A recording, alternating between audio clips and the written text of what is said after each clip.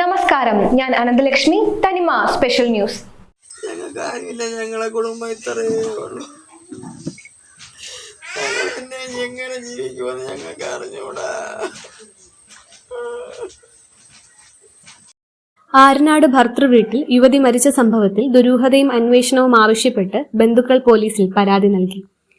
ആരനാട് കുരിയാത്തി മോഹനവിലാസത്തിൽ ശശിധരൻ നായരുടെയും രമകുമാരിയുടെയും മകളാണ് ആത്മഹത്യ ചെയ്ത അപർണ.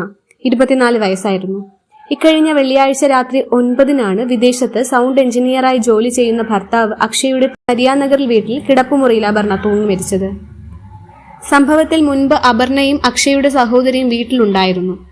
ഇവർ ഒരുമിച്ചിരുന്ന ശേഷം അക്ഷയുടെ വീഡിയോ കോൾ വന്നതോടെ അപർണ ഫോണുമായി മുറിക്കകത്തേക്ക് പോയി. ശേഷം മണിക്കൂറുകൾ കഴിഞ്ഞിട്ടും കാണാതായപ്പോൾ അന്വേഷണത്തിൽ കിടപ്പുമുറിയുടെ വാതിൽ അകത്തുനിന്ന് പൂട്ടിയതായി കണ്ടു. അസ്വാഭാവികത തോന്നിയ വീട്ടുകാർ വാതിൽ ചവിട്ടിപ്പൊളിച്ച് അകത്തു കടന്നപ്പോഴേക്കും അപർണയെ തൂങ്ങിയ നിലയിലായിരുന്നു കണ്ടത്. സംഭവ സമയം അപർണയുടെ ബന്ധുക്കളും അക്ഷയുടെ സഹോദരിയും അറിയിച്ചതനുസരിച്ച് മറ്റ് സംശയങ്ങൾ ബന്ധുക്കൾക്കില്ലായിരുന്നു.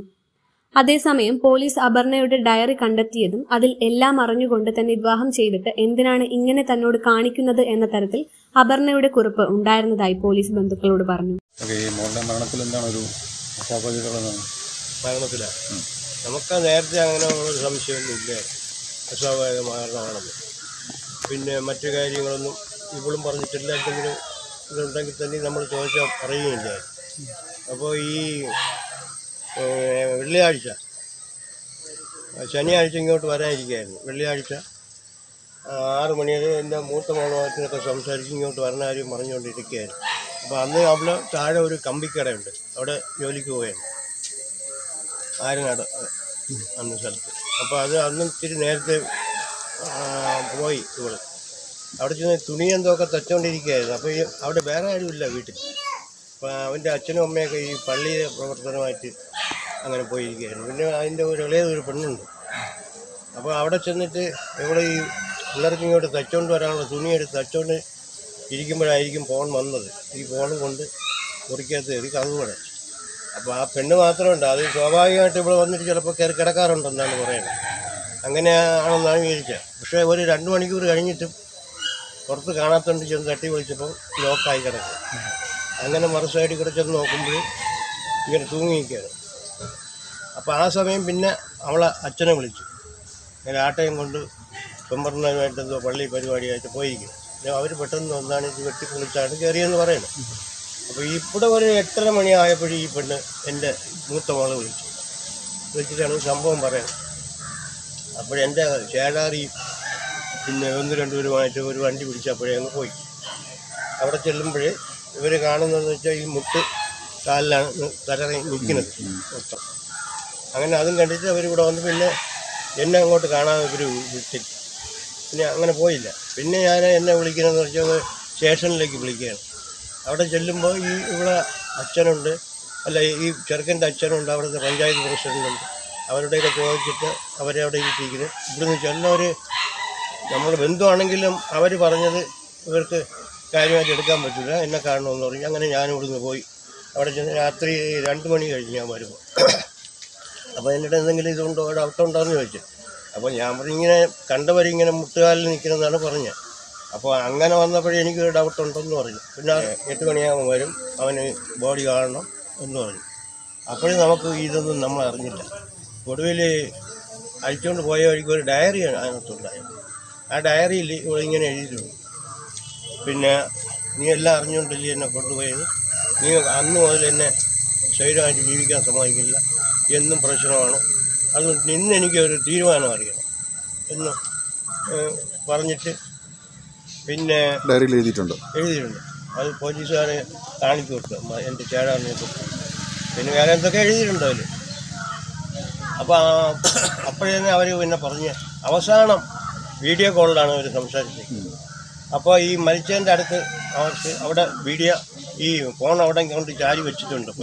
തുറക്കും അപ്പോൾ ലൈവായിട്ടാണ് ഇത് എനിക്ക് തോന്നുന്നത് ഇവൻ കണ്ടുകൊണ്ടിരുന്നത്, ഇവളെ തൂക്കമൊക്കെ. അപ്പോൾ അത് അവിടെ പരിശോധിക്കുമ്പോൾ അറിയാം.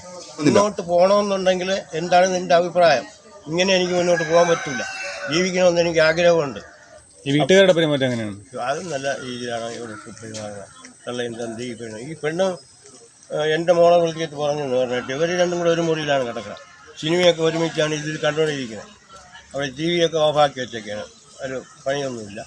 അപ്പോൾ ഇങ്ങനെ സംസാരിക്കുമ്പം പിന്നെ ഇവൾ അതിനുശേഷം കരയുന്നതൊക്കെ കണ്ടിട്ടുണ്ടെന്ന് ആ പെണ്ണ് ഇങ്ങോട്ട് എത്രയ്ക്ക് വിളിക്കുമ്പോൾ പറഞ്ഞു. ഇപ്പോൾ ഇവിടെ ഒരു ദിവസം ഞാൻ നോക്കുമ്പോൾ അവിടെ കൊണ്ടുവന്ന് ഫോൺ ചെയ്യുന്നു, കരയണ്. അങ്ങനെ ഞാൻ ചോദിച്ചപ്പോൾ ഒന്നുമില്ല പ്രശ്നമൊന്നുമില്ല എന്ന് പറഞ്ഞു. ഇവിടെ ഞാൻ എന്തിനാ വിളിച്ചപ്പോൾ പറഞ്ഞു എനിക്ക് അങ്ങോട്ട് വരാൻ ഉള്ള പെർമിഷൻ ഇല്ല. സംശയം നമ്മൾ പരാതി കൊടുക്കുന്നുണ്ടോ? പരാതി കൊടുക്കുന്നുണ്ട്. ആർക്ക് പരാതി കൊടുക്കാൻ? പോലീസുമായിട്ട് അങ്ങോട്ട് പോയിട്ട് മുന്നോട്ട് പോകാം. ആവശ്യം വേണമെന്നില്ല. മോളെ ആ രീതിയിൽ അവൻ ജീവിക്കാൻ അനുവദിക്കാതെ വന്നുകൊണ്ടല്ലേ ചാകാൻ കാരണം. അതിനതിൻ്റെതായ ഒരു എന്താണെന്ന് വെച്ചാൽ ശിക്ഷാ നടപടി നമുക്ക് കിട്ടണം.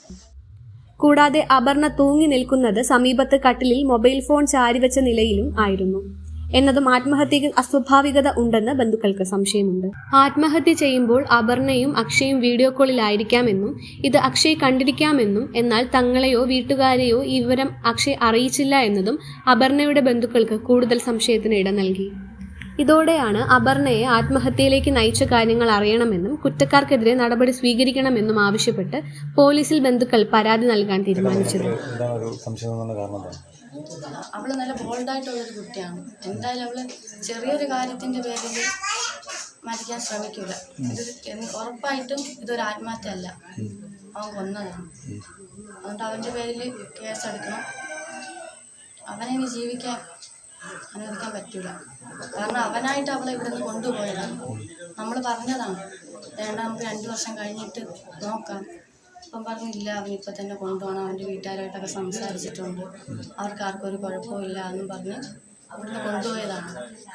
പിന്നെ അവരുടെ വീട്ടുകാർ പറഞ്ഞതിൻ്റെ പേരിനാണ് മെയ് 16 അവരെ വീട്ടിൽ വെച്ച് ഒരു ചടങ്ങ് നടത്തിയായിരുന്നു. അല്ലാതെ അവൾക്ക് വേറെ അവളൊന്നും പറയൂല. ഈ കല്യാണത്തിന് മുന്നേ ആയിരുന്നെങ്കിൽ എൻ്റെ അടുത്ത് എല്ലാം ഷെയർ ചെയ്യുമായിരുന്നു. പക്ഷെ കല്യാണം കഴിഞ്ഞതിന് ശേഷം പിന്നെ ഞാനുമായിട്ട് വിളിക്കും, സംസാരിക്കും, എല്ലാം ചെയ്യുമെങ്കിൽ അവരുടെ ഫാമിലി കാര്യമൊന്നും എൻ്റെ അടുത്ത് പറയില്ല. പിന്നെ എനിക്ക് അച്ഛന് വയ്യാണ്ടായതിനു ശേഷം ഇപ്പം അവളാണ് നമ്മളാരും നോക്കണം. എൻ്റെ മോളെ സ്കൂളിലാക്കിയതും എല്ലാം അവളാണ്. അതുകൊണ്ട് അവൾ പറയുമായിരുന്നു അവൾ നല്ലൊരു നിലയ്ക്ക് എത്തിയതിനു ശേഷം നമ്മൾ അങ്ങോട്ട് കൊണ്ടുപോയി അവൾ നോക്കിക്കോണം. അവൾ അത്രയ്ക്കും ബോൾഡായിരുന്നു. അത് പെട്ടെന്ന് ആരെങ്കിലും എന്തെങ്കിലും പറഞ്ഞെന്നും പറഞ്ഞാൽ അവൾ അങ്ങനെ മരിക്കുന്ന ഒരാളല്ല. അത്രത്തോളം അവൾ ഹാരാസ്മെന്റ് ചെയ്തിട്ടുണ്ട്. അല്ലെങ്കിൽ അവൾ ഇങ്ങനെ പെട്ടെന്ന് ചെയ്യൂല. കാരണം അവൾ നമുക്ക് വേണ്ടിയിട്ടും കൂടെ ജീവിക്കണം. അവള് കല്യാണം കഴിഞ്ഞതിന് ശേഷം അങ്ങനെ ഇടയ്ക്ക് ഇവിടെ വരത്തില്ല. ഞാൻ പറഞ്ഞില്ലേ, എൻ്റെ മക്കളെ കൂടുതൽ സ്നേഹിക്കുന്നത് അവളാണ്. അപ്പം എൻ്റെ മക്കൾ ഡാൻസ് ഉണ്ടായിരുന്നു പോയിട്ടും അവൾ വന്നില്ല. അപ്പം ഞാൻ ചോദിച്ച് നീ എന്ത് വരാത്ത എന്തെന്ന് ചോദിച്ചു. അപ്പം പറഞ്ഞു അത് അവന് വരണ ഇഷ്ടമല്ല എന്ന് പറഞ്ഞു. ഞാൻ പറഞ്ഞാൽ ശരി, നമുക്ക് കൂടുതൽ ഇടപെടാൻ പറ്റത്തില്ല, അതുകൊണ്ട് ഞാനൊന്നും പറഞ്ഞില്ല. ഈ ലിറ്ററേച്ചറായിരുന്നു. അത് കഴിഞ്ഞ് ഹോസ്പിറ്റൽ അഡ്മിനിസ്ട്രേഷൻ അതൊക്കെ പഠിച്ചതാണ്, എല്ലാം പഠിച്ചതാണ്. പക്ഷേ അവൾക്ക് ഇൻ്റർവ്യൂ വരെ എന്തെങ്കിലും ജോബ് ഓപ്പർച്യൂണിറ്റി വരെ എന്ത് ചെയ്താലും ഇവ വിടൂല. ഇവന് സംശയമായിരുന്നെന്നാണ് തോന്നുന്നത്. വീട്ടിൽ വന്ന് നിൽക്കുന്ന സമയത്തും അവനായിട്ട് വിളിക്കുന്ന സമയത്തും ചിലപ്പോൾ നമ്മൾ കിടന്നുറങ്ങിയതിന് ശേഷം ഇവര് ഒറ്റയ്ക്ക് അടുക്കളയിൽ പോയിരുന്നൊക്കെ സംസാരിക്കും. അപ്പം ഞാൻ പോയി നോക്കുമ്പോൾ ചിലപ്പോൾ കരഞ്ഞോണ്ടിരിക്കും. അപ്പം ഞാൻ രാവിലെ ചോദിക്കും എന്തിന് കരഞ്ഞെന്ന് നോക്കിയാൽ പറയും അതൊന്നുമില്ല, അവർ തമ്മിലുള്ള ചെറിയ പ്രശ്നം എന്നേ പറയൂ.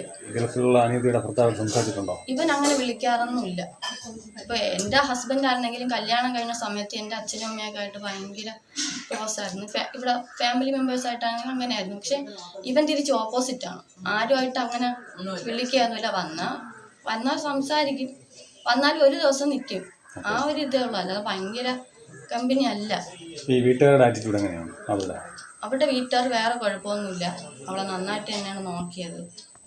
പിന്നെ അറിയത്തില്ല, എല്ലാവരും ഉള്ളിലൊന്ന് വെച്ചിട്ട് പുറമേ ഒന്നല്ലേ കാണിക്കണം, അതുകൊണ്ട് നമുക്കൊന്നും അറിയാൻ പറ്റൂല. പിന്നെ അവളുടെ നാത്തൂൻ തന്നെ എൻ്റെ അടുത്ത് പറഞ്ഞായിരുന്നു, അവർ രണ്ടിലും ഒരു മുറിയിലാണ് കിടക്കുന്നത്, അവർക്ക് സെപ്പറേറ്റ് മുറിയില്ല, ഒരു മുറിയിലാണ് എൻ്റെ അനിയത്തി നാത്തൂനും കിടക്കുന്നത്. അപ്പം പറഞ്ഞായിരുന്നു അവൾ കൊച്ചേട്ടാന്നാണ് വിളിക്കണം, ഈ നാത്തൂൻ അവളുടെ ചേട്ടന്. അപ്പോൾ കൊച്ചേട്ടൻ അവളെ എൻ്റെ അനിയത്തിൻ്റെ പേര് അപർണ എന്നായണ്ട് അപ്പു എന്നാണ് വിളിക്കുന്നത്, അപ്പു ചേച്ചി. ഈ കൊച്ചേട്ടൻ അപ്പു ചേച്ചിയായിട്ട് സംസാരിക്കുമ്പോൾ എന്നും കരയും ചേച്ചി. ഇതൊക്കെ ഈ ലാസ്റ്റ് ടൈമിലാണ് പറഞ്ഞത്. മുന്നേ പറഞ്ഞിരുന്നെങ്കിലും നമുക്ക് എന്തെങ്കിലും ചെയ്യാമായിരുന്നു. ഒരു 8:30 കഴിഞ്ഞപ്പോൾ വിളിച്ചു പറഞ്ഞു ചേച്ചി ഇങ്ങനെ പാവ ചേച്ചി മുറി കയറിയിട്ട് കുറേ ടൈമായി, മുറി തുറക്കണില്ല എന്ന് പറഞ്ഞു. അവൾ അച്ഛനെയൊക്കെ വിളിച്ച് പറഞ്ഞിട്ടുണ്ട്, ഇപ്പോൾ വരുമെന്ന് പറഞ്ഞു. പിന്നെ ഒരു 9:30 വിളിച്ച് പറഞ്ഞു ചേച്ചി അപ്പു ചേച്ചി തൂങ്ങി എന്ന് പറഞ്ഞ്. അപ്പം ഞാൻ അവളുടെ അച്ഛൻ്റെ അടുത്ത് ഞാൻ ചോദിച്ച് ഹോസ്പിറ്റലിൽ കൊണ്ടുപോയാലോ എന്ന് ചോദിച്ചു. അപ്പം പറഞ്ഞില്ല, കൊണ്ടുപോയിട്ട് കാര്യമില്ല എന്ന് പറഞ്ഞു. അപ്പോഴേ തന്നെ ഞാൻ എൻ്റെ ചേച്ചിയുടെ അടുത്തൊക്കെ പറഞ്ഞ് അപ്പോഴേ തന്നെ ഇവിടുന്ന് പോയി. അപ്പോഴാണ് പറഞ്ഞത് ഇങ്ങനെ തൂങ്ങി മുട്ടുകുത്തി നിൽക്കുവാണ്. അങ്ങനെ എന്തായാലും അവനെ ജീവിക്കാൻ സമ്മതിക്കില്ല. കാരണം അവൻ ഒറ്റ ഒരാൾ കാരണമാണ് അവൾക്ക് ഈ ഒരു അവസ്ഥ വന്നത്. അല്ലാതെ വേറെ ആരും അവൾക്ക് ഒരു തരത്തിലും അവളങ്ങനെ ചെയ്യൂല. ഇത് ഒരു തരത്തിൽ അവൾ സൂയിസൈഡ് ചെയ്തതല്ല, അവൾ കൊന്നതാണ്. അവൾക്ക് നീതി കിട്ടണം. പോയത് പോയി, പക്ഷെ നമുക്ക് തിരിച്ചു കിട്ടൂല അവളെങ്കിലും അവൾക്ക് വേണ്ടിയിട്ട് നമ്മൾ ജസ്റ്റിസ് നേടിക്കൊടുത്തേ പറ്റുള്ളൂ. അശ്വതി, എൻ്റെ പേര് അശ്വതി. 1 വർഷം മുൻപാണ് അക്ഷയ് അപർണയെ വിവാഹം കഴിച്ചത്. ഇവരുടേത് പ്രണയ വിവാഹമായിരുന്നു. വിവാഹശേഷവും അപർണ സ്വകാര്യ സ്ഥാപനത്തിൽ ജോലിക്ക് പോയിരുന്നു. അപർണയാണ് അസുഖബാധിതനായ അച്ഛൻ്റെയും അമ്മയുടെയും സഹോദരരുടെയും 2 കുഞ്ഞു മക്കളുടെയും ആശ്രയം. സ്വകാര്യ സ്ഥാപനത്തിൽ നിന്നുള്ള വരുമാനം അപർണ ഇവർക്ക് വേണ്ടിയാണ് ചിലവഴിച്ചിരുന്നത്. ഇതിന് അക്ഷയുടെ വീട്ടുകാർക്കും എതിർപ്പില്ലായിരുന്നു. അതേസമയം അപർണ ജോലിക്ക് പോകുന്നതിനോടും ഇന്റർവ്യൂകൾക്ക് അപേക്ഷ നൽകുന്നതിനും ഒന്നും അക്ഷയ് താല്പര്യപ്പെട്ടിരുന്നില്ല എന്നും ബന്ധുക്കൾ പറഞ്ഞു. ഇതുൾപ്പെടെയുള്ള കാര്യങ്ങൾക്ക് അക്ഷയ് നിരന്തരം വഴക്കുണ്ടാക്കിയിരുന്നു എന്ന് പിന്നീടാണ് മനസ്സിലായത് എന്ന് വീട്ടുകാർ പറയുന്നു. കട അടച്ചിട്ട് വീട്ടിൽ പോയപ്പോഴത്തേക്ക് മാവൻ്റെ മൂത്ത മോൾ എന്നെ ഫോൺ ചെയ്ത് ഇങ്ങനെ ഭാവിച്ച് തൂങ്ങിയെന്ന് പറയണ ചേച്ചി എന്ന് പറഞ്ഞു. അപ്പോൾ ഞാൻ അവിടെ നിന്ന് ഇവിടെ ഓടി വന്നു. അപ്പോൾ ഇവിടെ വേറെ ആരുമില്ലല്ലോ. ഞാനും ഇവിടെ ഇവർ രണ്ടുമൂന്നൂരും കൂടെ അവിടെ പോയപ്പോഴത്തേക്ക് അവിടെ പോലീസൊക്കെ ഉണ്ട്. കൊച്ചിങ്ങനെ ചെന്ന് കഥ തുറന്ന് നോക്കുമ്പോൾ കൊച്ചിങ്ങനെ മുട്ടുകൊണ്ടിരിക്കുന്നു. ഈ ഫോണിങ്ങനെ വീഡിയോ കോള് വിളിച്ചാൽ ഫോണിരിക്കണം. അപ്പോൾ ഞാൻ അവിടെ ആ കൊച്ചിനോട് ചോദിച്ചത് എന്ത് സംഭവിച്ചെന്ന് കേട്ടാൽ പറഞ്ഞ് ഇങ്ങനെ തെച്ചോണ്ടൊക്കെ ഇരുന്ന് ചായയും കുടിച്ചിട്ട് അപ്പോൾ ചേട്ടൻ്റെ ഫോൺ വന്നു. ചേച്ചി ഫോണും കൊണ്ട് അകത്ത് കയറി കഥ ചാരിയിട്ടാണ് എന്നും കിടക്കണം, അങ്ങനെ കിടന്നതാണെന്ന് പറയാം. അപ്പോൾ ഈ ഫോണും ഇങ്ങനെ മുട്ടുകുത്തിരിക്കണുണ്ടപ്പോൾ എനിക്കത് സംശയമായിട്ട് തോന്നി. പിന്നെ ഞാൻ അവിടെ നിന്ന് അപ്പോഴത്തേനും ഇവിടെ വന്നു ഇവരുടെ വീട്ടിൽ വല്ല പ്രശ്നങ്ങളും ഉള്ളതാണോ എന്ന് ചോദിച്ചപ്പോഴത്തേക്കും അവൻ അവിടെ ഇല്ലല്ലോ. ചോദിച്ചപ്പോൾ ഇവർ പറഞ്ഞു വീട്ടുകാർ വലിയ കുഴപ്പമൊന്നും ഉള്ളവരല്ല എന്ന് പറയും. പിന്നെ എന്താണെന്ന് എനിക്കറിഞ്ഞൂടെ. സമയം 9:30 മണിയായി നമ്മളവിടെ ചെന്ന്. ഇവിടെ എന്നെ വിളിച്ചപ്പോൾ 9:30 മണിയായി രാത്രിയിൽ. പിന്നെ ഒരു സംഭവം അവൻ വീഡിയോ കോളിലൂടെ ലൈവായിട്ട് കണ്ടുകൊണ്ടിരുന്നിട്ട് പോലും അവൻ ആരെയും വിളിക്കുക, ഇവിടെ ഇവിടെ ഒരു മെസ്സേജ് അയക്കുക, അവൻ്റെ സഹോദരി അത് കട്ട് ചെയ്തിട്ട് വിളിക്കുക, ഒന്നും ചെയ്തിട്ടില്ല. ഈ മരിച്ചതിന് ശേഷം അവൻ ഇവിടെ ആരെയും വിളിച്ചിട്ടില്ല ഒന്നും. പിന്നെ അവരെ വിളിച്ചിട്ടുണ്ടെന്നുള്ളതിനെ പറ്റി എനിക്കറിഞ്ഞൂടാ. ഞാൻ അവൻ രണ്ടാമത് വിളിച്ചാന്ന് ചോദിച്ചപ്പോൾ പറഞ്ഞ് അവൻ അവിടെ ഭയങ്കര കരച്ചിലും ബഹളവും ഒക്കെയാണെന്ന് അവൻ്റെ ചേട്ടൻ പറയും. ഇനിയിപ്പോൾ എന്താണ് നമ്മൾ ഉദ്ദേശിക്കുന്നത്? എന്താണ് ഇവിടെ കന്യാപരമായിട്ട് കേസ് കൊടുക്കണം. ഇവിടെ മാവൻ സുഖമില്ലാത്ത ഒരാളാണ്. ഇപ്പോൾ ഒരുപാട് കാലമായി ജോലിക്കൊക്കെ പോയിട്ടാണ്. അവളും ഒന്നിനും പോണില്ല. മാവിയും നല്ല പ്രായമുള്ള ആളാണ്. പിന്നെ ആരുമില്ല അവർക്ക്, ഒന്നിനും ആരുമില്ല. അതുകൊണ്ടാണ് ഇന്നലെ അത് അങ്ങനെ ആരുമില്ലാത്തൊരു രീതിയിലാണ് ഇത് പോയത്. എല്ലാം ആരുമില്ല. അപ്പോൾ നിയമപരമായിട്ട് പോകണം. ഈ സംശയം തോന്നാനുള്ള കാരണം സംശയം തോന്നിയത് ഇങ്ങനെ എനിക്കൊന്നും അറിയണ്ടായിരുന്നു. ഞാൻ നോക്കിയപ്പോൾ കട്ടിലിൽ നിന്ന് കയറ് ഫാനിൽ കെട്ടിയിട്ട് ചാടിയതായാലും അങ്ങോട്ട് കട്ടിലിലോട്ട് നോക്കിയാണ് ഈ മുട്ടുകുത്തി നിൽക്കാൻ പോലെ കൊച്ചു നിന്നത്. അപ്പോൾ അതൊന്ന് വീഡിയോ കോൾ ഇരിക്കുന്നത്. അതാണ് ഈ സംശയം. ഇതിന് ഭർത്താവ് പോയി ഇങ്ങനെ കത്ത വല്ലതും ഉണ്ടാകുന്ന കേട്ടപ്പോൾ അവർ കത്തില്ല, ഒരു ഡയറി ഉണ്ടെന്ന് പറയും. ഡയറി വായിക്കണമെന്ന് ആവശ്യപ്പെട്ടപ്പോഴത്തേക്ക് അവർ ഡയറി എന്ന്. അങ്ങനെയാണ് നമ്മൾ ഈ കാര്യം അറിയണത്. ഒരു സംശയം അവളെല്ലാം എഴുതി വെച്ചിട്ടുണ്ട്. നല്ലൊരു വീട് വെച്ച് മാതാപിതാക്കളെയും സഹോദരിയും ഉൾപ്പെടെ അവിടേക്ക് താമസിപ്പിക്കണമെന്നും നല്ലൊരു ജോലി സമ്പാദിപ്പിക്കണമെന്നും മുന്നോട്ട് നല്ല ജീവിതം നയിക്കണമെന്നുമൊക്കെ അതിയായി ആഗ്രഹിച്ചിരുന്ന ആളാണ് അപർണ. എന്നും കാര്യവിവരമുള്ള കുട്ടിയായതിനാൽ അവൾ ആത്മഹത്യ ചെയ്യില്ലെന്നും അത്രമാത്രം അവളെ മനസ്സിനേറ്റ ആഘാതവും അതുമൂലം വേദന സഹിക്കാൻ കഴിയാത്ത മാനസിക പീഡനവുമാണ് അപർണയ്ക്ക് ഉണ്ടായത് എന്നും അതാണ് മരണത്തിനുള്ള കാരണമെന്നും അപർണയുടെ വീട്ടുകാർ പറയുന്നു. അപർണയെ ആത്മഹത്യയിലേക്ക് നയിച്ച കാരണം കണ്ടെത്തി അതിനുള്ള നടപടികൾ സ്വീകരിക്കണമെന്നാണ് മാതാപിതാക്കളുടെയും ബന്ധുക്കളുടെയും ആവശ്യം. ഞങ്ങൾ ബന്ധുക്കളെന്ന് പറഞ്ഞു കഴിഞ്ഞാൽ നാട്ടുകാരാണ്. ഞങ്ങളന്ന് ഇത് അറിഞ്ഞുകൊണ്ട് രാത്രി അവിടെ ചെല്ലുമ്പോൾ ആ വീട്ടുകാർ എന്ന് പറഞ്ഞു കഴിഞ്ഞാൽ ഒരു മരണ വീടാണെന്നുള്ള പ്രതീതി ആ വീട്ടിലില്ല. എല്ലാവരും ഭയങ്കര ഇതിലാണ്, ദുഃഖവും കാര്യങ്ങളൊന്നുമില്ല. പിന്നെ ഈ പയ്യൻ്റെ ചേട്ടൻ അന്ന് ഞങ്ങളുടെ സംസാരിച്ചതുപോലെ അല്ല പോലീസിൽ മൊഴി കൊടുത്തിരിക്കുന്നത്. ആ പയ്യൻ ലാസ്റ്റിലാണ് വന്നത്. അത് കഴിഞ്ഞ് പിറ്റേ ദിവസം ഞങ്ങളവിടെ ചെല്ലുമ്പോൾ പോസ്റ്റ്മോർട്ടം പിന്നെ ഇൻക്വസ്റ്റ് എല്ലാം തയ്യാറാക്കി. അപ്പോൾ അതിന് മുമ്പേ ലെറ്റർ എങ്ങാനും എഴുതി വെച്ചിട്ട് മിക്കവാറും എടുത്ത് കാണും. അപ്പോൾ ഞാനാണ് പോലീസിനോട് ചോദിക്കുന്നത് എന്തെങ്കിലും ലെറ്ററോ ബുക്കോ ഡയറിയോ വല്ലതും ഉണ്ടാകുന്ന ചോദിച്ചു. പോലീസ് പറഞ്ഞു ഡയറി ഉണ്ട്. അത് ഞാനാണ് വായിച്ചത്. ഞാനും ജയൻ എന്ന് പറഞ്ഞാൽ ഈ പുള്ളി വായിച്ചു നോക്കുന്നത്.